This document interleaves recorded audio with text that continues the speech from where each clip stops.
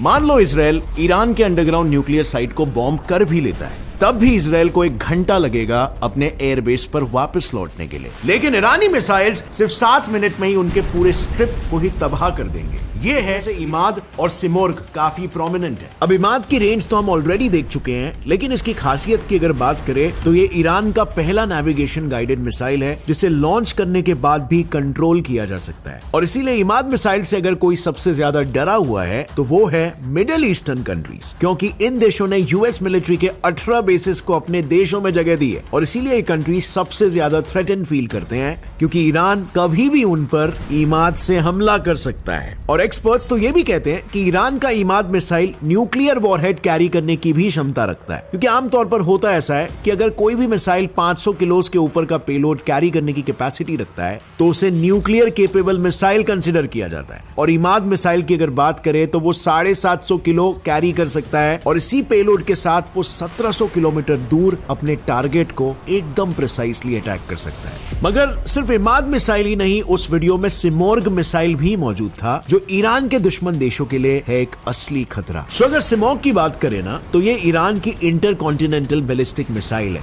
जिसका रेंज 4000 से 6000 किलोमीटर है। मतलब इस मिसाइल के ऐड होने से ईरान अब दुनिया का 9th कंट्री है जिसके पास ICBM है। यानी ईरान के रेंज में अब ना सिर्फ यूएस और एशिया है बल्कि साथ ही साथ यूरोप के सभी मेजर सिटीज भी है। एंड अगेन, अगर मिसाइल ICBM है तो उसका न्यूक्लियर केपेबल होना तो बाय डिफॉल्ट तय ही है। और बस इसीलिए कई सारे नेशंस स्पेशली यूएसए और इजराइल इस न्यूज के बाद अलर्ट हो चुके हैं, क्योंकि एक तो ईरान और इजराइल नेचुरल एनिमी कंट्रीज है और ऊपर से ईरान से एनिमिटी की वजह से यूएसए और ईरान के बीच भी डिप्लोमेटिक टाइज कुछ खास नहीं है। और ये कहानी कोई आज की नहीं है, ये ईरान और यूएसए के बीच का conflict goes all the way back to Islamic revolution in Iran. तो इस्लामिक रेवोल्यूशन ईरान में शुरू हुआ था 1979 में, जब ईरान में वहां के राजा शाह महमूद को हटाने के लिए मैसिव लेवल पर वायलेंट प्रोटेस्ट होने लगे। अब शाह महमूद ये अमेरिका का एक काफी क्लोज एलाय था, एक पपेट था, तो उसके हटने से अमेरिका की ईरान से पकड़ भी छूट गई। और बस इसीलिए अमेरिका ने अगले ही साल ईरान इराक वॉर में इराक को वेपन सपोर्ट देकर ईरान से बदला लिया। लेकिन ये सब देखकर ईरान बिल्कुल भी चुप नहीं बैठा। उसने भी 1983 में लेबनान के यूएस बेस पर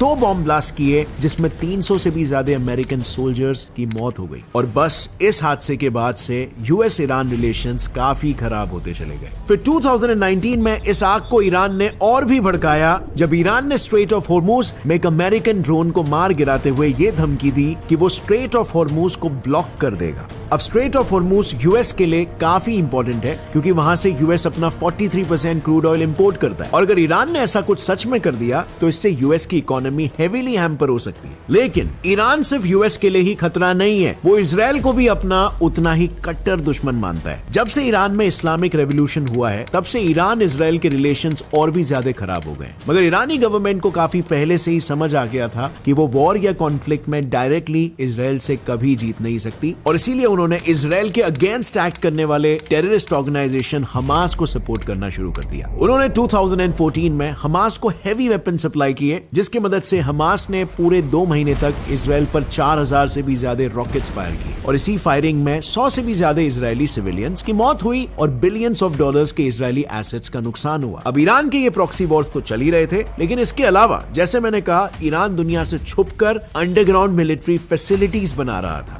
और उन फैसिलिटीज में ही उसने अंडरग्राउंड मिसाइल लॉन्चर्स बनाए हैं। इस चीज के बारे में खुद यूएस को भी 2019 में ही पता लगा, लेकिन अभी भी यूएस को इन बेसेस की लोकेशन के अलावा और कुछ नहीं पता। इनफैक्ट किसी भी देश को ये बेसेस अंदर से कैसे दिखते हैं इसके बारे में नहीं पता। लेकिन